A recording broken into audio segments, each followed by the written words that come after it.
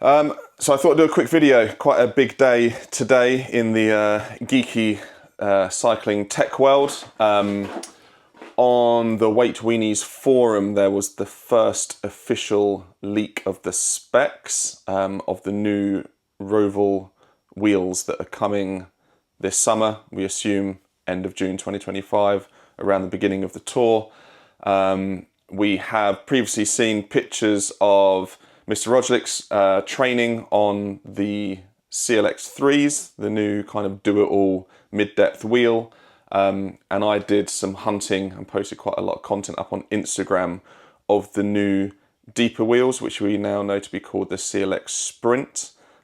We've only seen the front wheel of these previously. They were using a CLX 2-team rear wheel with the front, but both wheel sets are now confirmed to be reverse mullets, so deeper on the front, shallower on the rear. As a massive Specialized fan, you know, I think they make the best bikes, the best shoes, the best helmets, the best equipment. I'm a little underwhelmed with what I've seen. And again, this looks like a very official document that was posted up onto the forum, but I can't confirm or deny that this is absolute gospel on these wheels. But if we go through the specs, and I'll stick up this on the video so you can kind of go through it, you know, through your own time. So the Roval Rapide CLX Sprints, they're marketed as fastest to the finish, so they're the deepest wheels that they'll be offering, you know, for flat stages, for sprinters, stuff like that. They'll be $3,500, which I assume will translate to probably $3,500. That's how it normally works for us here in the UK. The rim, they're just calling it a Sprint CLX carbon hooked clincher, so they are hooked, not hookless. Rim width, 21mm ID, no mention of OD. Outer diameters, I think, is massively important for the way that the tyre transitions to the rim for handling, airflow, aerodynamics, etc. But the front is 63mm deep, and the rear is 58. So again, that reverse mullet, deeper at the front, shallower at the rear. Aesthetically, I just don't think that works. I'm not a fan of that whatsoever. It doesn't say anything on here about nipples, but in the pictures we've seen their internal nipples, which is probably half a watt faster in a wind tunnel, but a lot more aggro for us mechanics to work on, and home mechanics, you know, to true a wheel. External nipples, you can true a wheel in 2 minutes. Internal nipples is removing a tyre, removing rim tape, sealant, etc. Then working on it, then retaping and doing it all again. So personally, not a fan of internal nipples. Hubs, it's their new LF Centerlock hub set. So it's a DT Swiss hub with a 36T ratchet. These have been advertised at 290 grams, which is okay, but it's definitely not light. You know, you've got the new Non Plus Ultras under 190 grams for a set, so 100 grams lighter. You've got the standard Non Plus, which come in at about 210, Tactic around the same weight. You've got the new Extra Light SPD3 Center Locks, so a true center lock from Extra Light now, which is under 200 grams. So nothing amazing there. They come with the DT Swiss zinc ceramic bearings, 18 spokes on the front, 24 on the rear, and they're calling them Roval Aero Thermoplastic spokes, which I assume is just a posh name for Roval carbon spokes. Tyre size 24 to 38. I don't know why anyone would want to run a 38 on these. Because they're hooked, they can run up to 110 psi tubeless. Don't. And 130 psi on tubes. They're e-bike approved if that matters to you. But then this is a big number for me, which is the weight of these wheels. So they're only 63 and 58mm deep. So they're not super deep wheels, but they're 1,395 grams. So the best part of 1,400 grams for a mid to deep depth wheel. When you have wheels such as the exclusive workshop road prototypes, these are wider. It's a 54 front and a 62 rear mil depth. So pretty much the same depth, and these are 1270 grams. And then obviously you have the goats, the Scope Artex 6As. So these are 65mm deep front and rear, so deeper than the Roval's front and rear.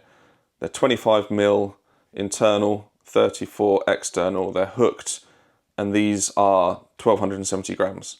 So the fact that the new Sprints are very similar to those, but I'd argue not as good specs. You know, they're both 25, 34 ID, OD, and they're 100 grams plus lighter.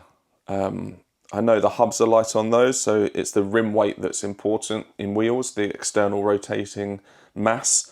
But yeah, I can't see how someone's going to spend the same money. The scopes are the same money, £3,500. The exclusive workshop, they're actually cheaper, they're £3,000. Why would you pick the Rovals over those? And you know, they've got phenomenal build quality. I know Roval has very good build quality in QC, but I see no reason, unless you are an absolute die-hard Specialized Roval, you know, fanboy girl. And like, I'm a huge Specialized fan, but I would not buy these wheels at all, especially at 21mm ID. That's very 2019, like, oh, we've gone wide. And now, you know, you've got some of these reserve wheels at nearly 30mm ID for road use. But quickly onto the CLX 3s. So these are now taking over on the CLX 2s and the teams. Their marketing spool is fastest race wheel, period. So yeah, if it's a fastest race wheel, why are they marketing the Sprint as the fastest to the finish? Is that the finish of what? A Sportive, a Gran Fondo, not a race? But also £3,500, same. So the rim is apparently a Roval Rapide CLX2 team rim. So it's exactly the same rim. So they've just put some lighter hubs on, I assume, with carbon spokes. But no, that doesn't make sense. So I'm reading through the spec. This is new to me as well. So it says Roval Rapide CLX2 team carbon hooked clincher. That's the rim. But then the rim width is 21mm ID, which is the same as the CLX2s, the teams. 51mm front, which is the same, but 48.5 rear. So the CLX2 team rear is 60mm and the front is 51. So then, I don't know if that's a typo. But yeah, 51 front, 48.5 rear. So again, reverse mullet, yuck, not a fan. No mention of that outer diameter. If the front is exactly the same, it'll be 35 OD with the big shoulders. Same hubs as the Sprints, same ceramic bearings, same 18 front, 24 rear carbon spokes. And the weight is 1,305 grams.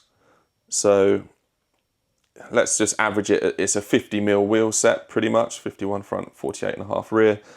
1,305 grams.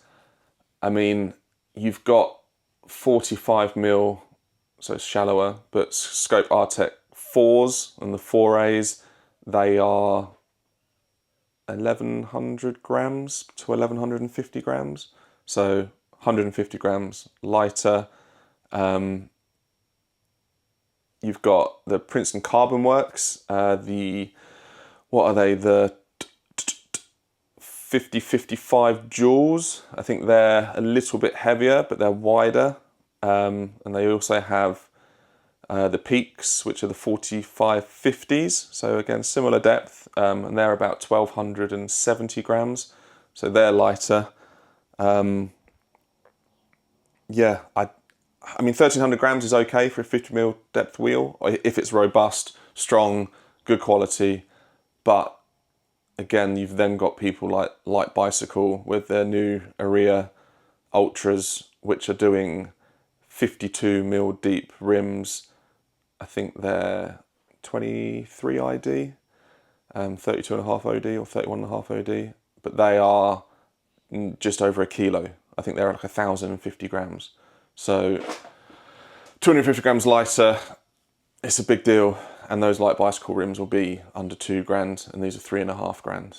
So again, I'm not sure, you know, the market for these wheels. I assume the majority of them will be sold on full bikes, and you know, they'll get an SL8, you know, down to probably 6.5 kilos on the scales without pedals. That's how they normally market their stuff. But yeah, I mean, the specs to me are not anything exciting at all. I think 3.5 grand for a wheel of that spec is, well, I know Princeton's are 5 grand pretty much, and you know, there's a lot of wheels now that are, you know, 4 grand and above. But 3.5 is still, I'd say, the top end ish of the market. We've seen some new Envy wheels being tested by UAE, and there's rumours that there's a new superlight version coming of the 4.5s. I don't know if that'll be just hubs and spokes or if it's a new rim and everything like that. But you can build a set of, these are 6.7, sorry. You can build a set of 4.5s on, you know, non-plus or tactic or extra light hubs for, you know, low 1,300 grams. And again, they're 25 ID, superior to 21 in my eyes. And a proven set of wheels that are very robust, hardy, world tour ridden, and look great, especially with the white team decals or green decals. Shout out to Speedy Decal. So yeah, that's me rabbiting on for 15 minutes about a set of wheels that we've not seen yet in the flesh, but I wanted to kind of, you know, be first on it and give my opinion. Not that it matters to anyone. If you want to buy the wheels, buy the wheels. But I think there are much, much better options on the market out there. And again, that's coming from me. That's me, Mr. Unofficial Specialized. You know, I love the brand. I love their equipment. I love them, you know, kind of normally pushing the boundaries and, you know, keeping everyone else on their toes. But I think these wheels are a miss, unfortunately. So yeah, there we go. Let me know your thoughts and opinions.